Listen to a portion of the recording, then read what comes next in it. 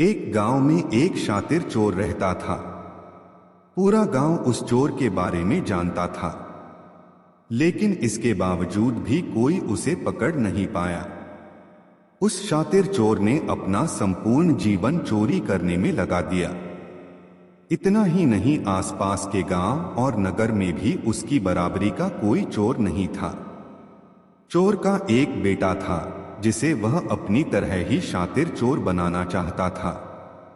इसलिए वह अपने बेटे से हमेशा कहता था कि कभी किसी साधु या सन्यासी के उपदेश को मत सुनना।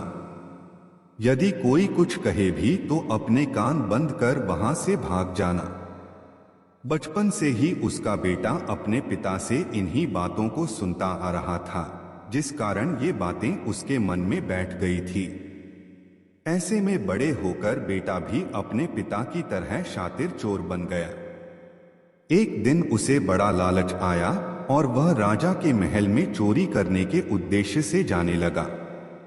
तभी रास्ते में लोगों की भीड़ नजर आई। चोर ने देखा कि लोग एक सन्यासी के चरणों में गिरकर उनका आशीर्वाद ले रहे हैं। वो सन्यासी गौतम बुद्ध थे।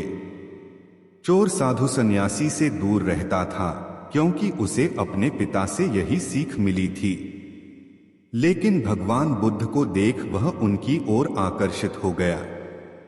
इसका कारण यह है कि पहली बार उसे किसी तेजस्वी व्यक्ति के दर्शन हुए थे।